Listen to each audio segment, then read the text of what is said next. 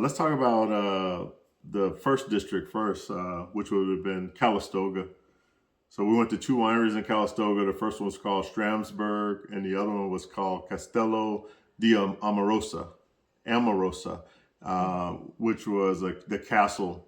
So let's talk about Schramsberg first. What was your first impressions of Schramsberg? A lot of history. I enjoyed it. I was intrigued by the cave. Okay. Really intrigued about that. And when the girl was introducing us to the lay of the land and stuff like that, when she was talking about it, I felt like her introductory was pretty good. Okay. The wines. What did they say about the presidents? The Schramberg actually served the president's wine. So it started from peace treaty with, believe it or not, Russia, and it just moved into the presidents of the United States, where Schramsberg would serve wine to the presidents. So Leva is absolutely correct. The cave systems that they had there was unbelievable. The caves were dug by Chinese immigrants after they did the railroad work. Strom was a German who actually started the winery Schramberg, and he used Chinese immigrants after that to dig these caves. Mm-hmm. And these caves are, what did they say, 4 miles? There's 4 miles of caves. Mm-hmm. The video, the guy who's doing the tour, he'll talk more about that in the video. So just stay tuned for that. That's going to be... The video is a little different because a lot of the video does take place in the caves. So the caves are a little dark with the camera, and we didn't want to put lights in there to, disrupt anyone else's tour. So that's something that we did not do. But Schramsberg was also right in the heart of the fire, and you could see how the fire blackened the trees that was there. And they were saying that the grapes that were growing during the crop of 2020, they threw those grapes away. They didn't use them because the fire was that bad. Yeah, I enjoyed Schramsberg as well. A lot of history. If you decide to go there, it is worthwhile for the history, and it is in the Calistoga area. So what did you think about the next winery we went to, Castello di Amorosa? I was impressed with how they built the castle, bringing in all the bricks, the stones, and everything over here. How much they said that cost them? Some millions of dollars. It had to be. I don't remember the cost, but I just know the guy who did that was just crazy. Mm-hmm. He imported all this stone from Europe to build a castle. Attention to detail is really nice, really nice. You felt like a princess overlooking the mountains or down the valley of the winery. It was pretty nice. Yeah, it was nice. It's an illusion. It's the castle looks authentic. I mean, the stones are authentic. Yeah. But the castle is only 20 years old, if that. But it looks as though it was built in the 1800s. I mean, so he did a good job. He did a great job, and they too also created cave systems to store the wine.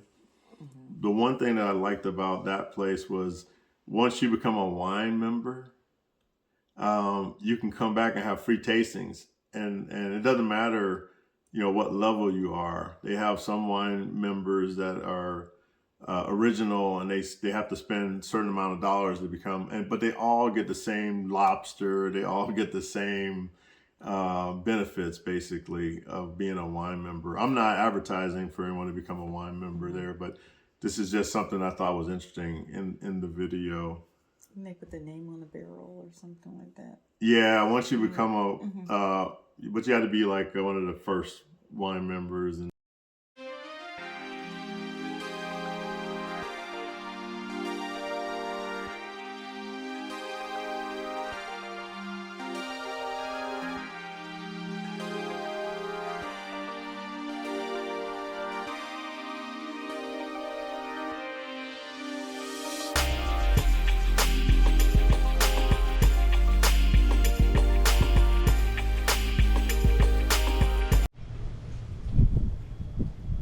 That's what we heard. You guys were known for, you know, your sparkling wines and champagnes. Well, and... you'll see when you get into this caves we're visiting today how remarkable Oh, that's gonna be the awesome. process is.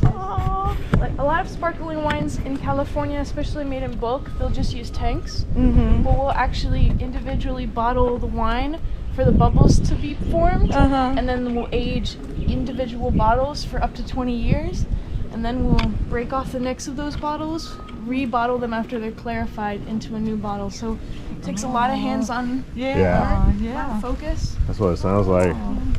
Yeah, this place is beautiful. You have 200 acres. Yeah, you'll have the educator tell you everything Oh, okay. about the property. I like the educator. Yeah, the building that you see here is a mansion from the 1800s, and the property was originally developed by a German from the 1800s. Schramsberg, right. Yeah, Okay. Jacob Schramm. There's 2 cave options. We're not going to see the one in there today, but both of them were hand dug in Oh, the wow. 1800s. Dang. You can see can you see like the pick marks on them? Yeah. Wow, yeah. that's that awesome. one's pretty gnarly. That one actually, we hit a spring when we were digging it, so they had to. Did it flood it? No, but it did get it pretty soaking in there. Wow. So we can't use. They had to cement it up, and we can't dig in certain parts. Yeah. But because of it being a spring, you don't want to kind of bottle it up. So we left open parts, and the water just kind of seeps out of the walls. Oh, there you go. Yeah. So Yeah. it's not something you want to be touching the walls in there. Yeah. But here they cleaned it up nicely every day. It looks gorgeous. It's incredible. There's about 2 miles worth of caves underneath this mountain here. What? She said a mountain, Leva.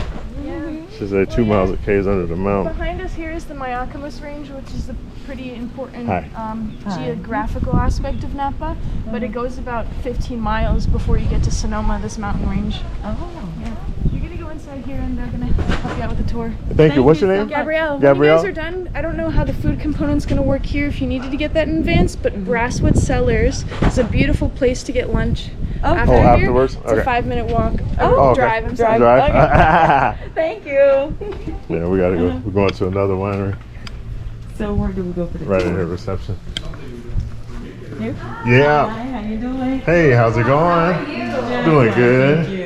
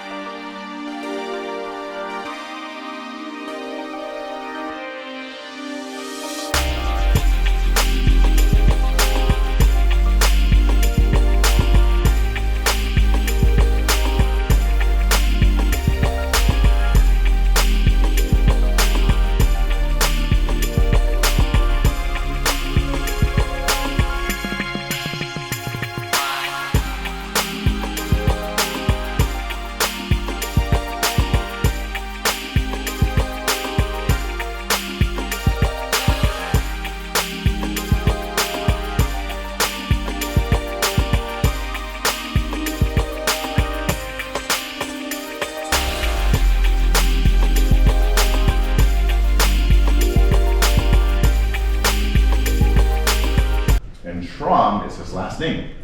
Now his winery, when he started making wine in 1862, named it Schramsberg.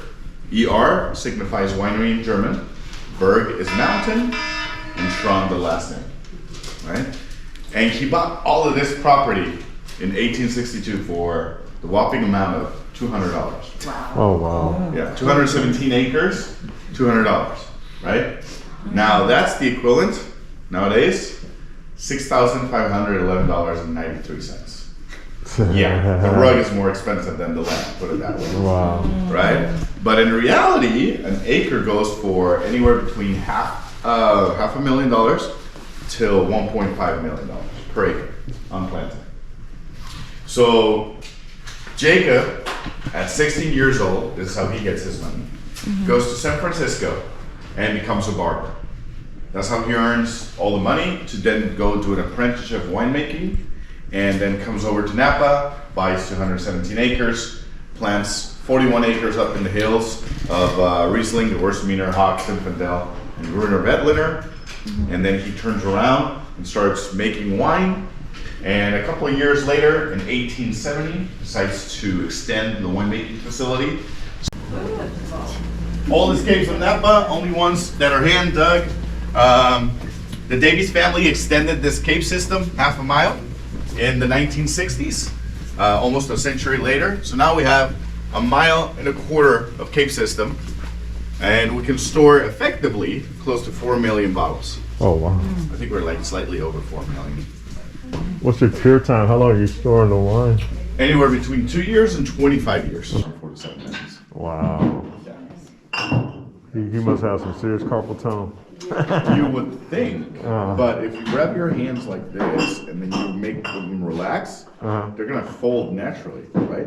So he has a different way of riddling. He doesn't push. Oh. He does basically like this and then relax. So by doing that, And he only moves an eighth of a turn. it's just enough that it's your movement. So you're going like this, and then you're gonna let it slide. Right, so it's just an eighth of a turn. Gotcha. Yeah. Pretty cool, right? That's very cool. Very cool. Are we celebrating anything in the group? Birthdays? It's her birthday. Tuesdays, Yeah. Birthday? Yeah. Perfect. Anniversaries? Birthday? Perfect. Friends Day? Anniversary? Awesome. We're celebrating, I celebrate anything that ends with a day.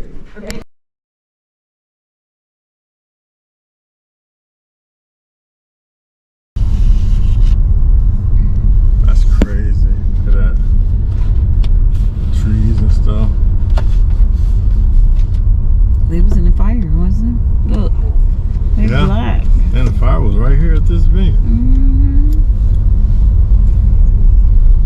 Yeah, we are leaving Schramsberg Vineyard. Great tour. When was the fire? Was it like 2014 or 20 was a bad one. 2020? Yeah. See, the wood is all scorched. Gotcha. 2014 must have been an earthquake he was talking about when they only lost like 4 bottles of wine. Out of 4 million. Yes, out of 4 That's million. crazy. That was.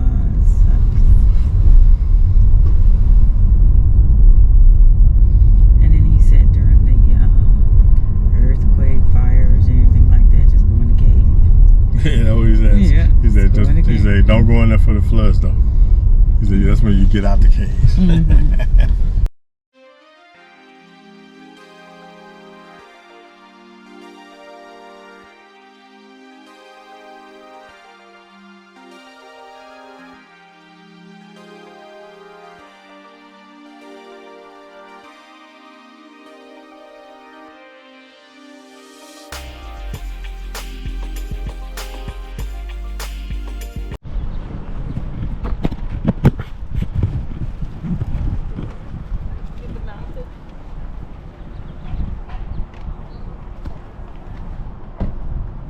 Got him, babe. Got him.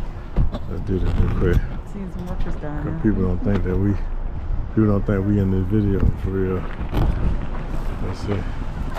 There it is. Touch the wood and everything. To that. Huh? Look at the winery, the mountains in the Oh, back. I got you. Oh, can you see the castle? Yeah, I can see it. You go back to the mountain. Look, everybody got their little cameras out. It's funny, man. Hey, Badass car right there. oh, you looking at the car? I thought you were looking at the damn castle. Got the castle, man. He's like, it's a badass car right there. What is this? It's too low for me. It's a Toyota. Look. That's a you gotta Toyota hit Supra. Everything. Well, I think it probably, Look at it. it must jack up a little bit when they're driving. Oh, it is cute, but okay, I hear you. Baby got her stuff on, I feel you. Ooh. You got on your mask and everything. Grab my mask. Hope I didn't leave I it. got my shades. You got the mask around your neck. Oh, yeah. Hey, Hope I didn't leave it. look. Hey, Too much. that's what happened when you drinking wine. My wife said I got my mask around my neck. Ain't that? Picture of it. Yeah.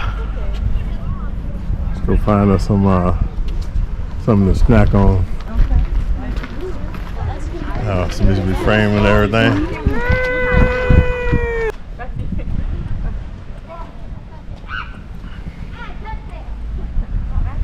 come back after the wine tasting and tour around a little bit. Look, the tasting don't give you a tour? Oh, yeah, that's right. That's right. We'll get that. There you go. Good call, Lou. Special. Look, peeps. Do not drink. My wife is getting on to me about understanding that we're doing a tour. We're in Napa Valley. This is something that she wanted to do for her birthday, and this is something I'm happy. Baby. I'm happy I was able to provide. She just don't know yet. I took it out of our daughter's college fund, but it's all good. A daughter who graduated 2017. Whatever. Oh, she graduated already? Yeah. All right. Now I don't feel so bad. Let's get it. Okay. Ooh, look at this here. The drawbridge. That's crazy. Let's go castle. Let's take over the castle. Yeah, we stormed the castle. Okay, go now. Constructed between 94 and 2009, cost of about $15 million. 15 years of construction, but in a couple of hundred shipping containers of artifacts and real materials. He did not want a fake castle. He didn't want a Disney castle. He wanted a real castle. So if you look at all the doors and everything, these were made on site using the same materials, and more importantly, using the same tools that they would have used 500-600 years ago. Oh, that's why the doors are really rough hewn, because they were all done by hand. All of the metal and the ironwork was all done by local blacksmiths. The light fixtures here and on this main level were done. There was one village in Italy, where his family was from. But he kept pretty much in full employment for several years, making a lot of this stuff. But again, everything that could not be brought in, he used local materials like all the stone. It was all locally carved stone. Each one of those done by hand. Each one took a couple of hours, 2-3 hours to cut. He was very, very meticulous about the way it was going to look. Didn't want anybody to look behind the screen, behind the curtain, and see fake. Oh, okay. It's not Disney, you know. So that was like 2003 to 2009? 1994, yes. Started in 94, finished in 2009. So 16 years of construction. And which are the areas that are the older ones that were finished like closer to the 90s? The caves were done first, and then this was all finished. This building was finished in about 2006. They did a great job because it looks ancient. You know, they could have put us. Been here a few years, right? Somebody asked me how old it was, and I said, well, I told you. And he said, when was it built, like 1800s? I said, there's nothing in California built in the 1800s. That is amazing. They could have put us. Yeah. Well, they did. Yeah, they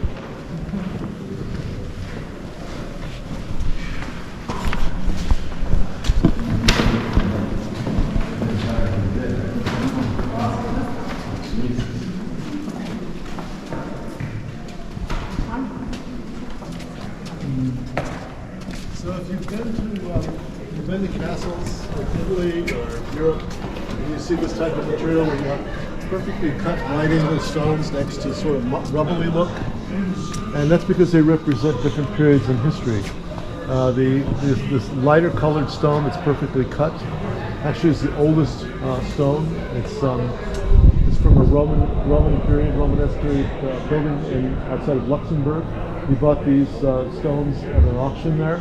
He was very, very excited that he had these rocks that he was bringing in because it does represent 10th to 13th century. And then the rubbly look on either side represents more 14th through about 17th century when they just built using the materials that they had in hand. And again, keeping it real, keeping it all real. Just noticing the windows that are bricked in there, those represent a period about the 18th century when they taxed windows. So if there was a window, they would just break it in, cover it up. No window, no tax. Right? That's like what we do here now. We tax fixtures, right? Right, And windows too. I think windows too. California, it's Title 24. It's energy. Okay. Yeah, so it has to be energy efficient. Yeah, let's move up this way. Where are you guys from? Seattle. Seattle. Yeah. We're Townsend last week. Oh, okay. It is goddamn cold. Hey. The guy who's wearing a jacket in California. I know. I had my hood on. It was like, it was so cold. You hear this? The guy wearing a jacket in California talking This is about cold. it is cold. This is cold. We were hoping to be in shorts and Well, I'll tell you, they started mowing, disking the fields in the vineyards oh yeah. a few weeks ago, and there was dust coming up in March. That is really Wow. scary. It is. I mean, it would be real dry.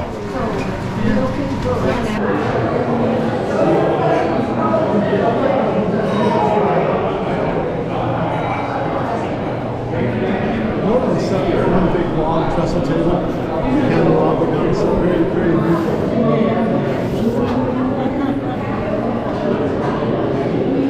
So it kind of matches the medieval movies we watch. Yeah. The Great Hall. When I flew into Seattle last Monday, flew out of Reno, and it was pretty rough coming into Seattle. So, Oh, the landing? oh my God! I mean, I've flown a couple million miles, and I've never ever experienced a landing like that. See, we just went to Vegas and it was terrible. We got a lightning strike that hit the plane. What? Oh yeah! Boom! The lights went out. Like, okay, we're on a 737 Max. What could possibly go wrong? Right? In Seattle? Yeah, landing, and then it landed this way. Oh, sideways. Yeah, and then wait a minute. Here's the one way coming this way. Plane set down, and then when this one set it down, and we were like really getting bumped. Finally came on and said, "Woo!" Anyway, take a look out over this way. We bring people up here. So these are our first 200 Cinquecento wine members here.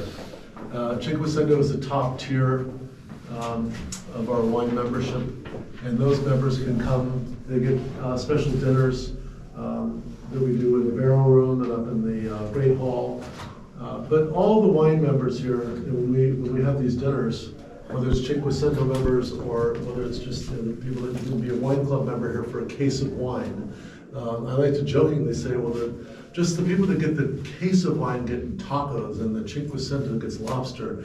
But that's not true. Everybody gets tacos. Everybody gets lobster. They really do. They do really, really nice dinners. So Cinquecento, they spend $5,000 in a year. And these were the first 200 people that did that. So they get their names on these barrels here in perpetuity. But there's a lot of different tiers here, and all these members, like you can go into that wine club upstairs, I didn't point that out, but as we left the chapel, there's a stair that goes up into a member lounge, and we have people that come 2 or 3 times a week. Oh, wow. Because they get to come for free, and they get to sit with their friends and drink wine for free. And, Huh? That doesn't cost $5,000. Sounds no, like I a mean, plan. it's a case of wine. That's one case of wine, which is $30 to $40 a bottle. For less than $500, you get to come back as many times as you want and drink as much wine as you want. So I'm moving to Napa. Yeah, that sounds like a plan. When I was in Napa, That sounds like a plan. Case of wine, you get to come back and drink and free wine. I think they'll kick us out. They'll like leave us there. You guys got to go.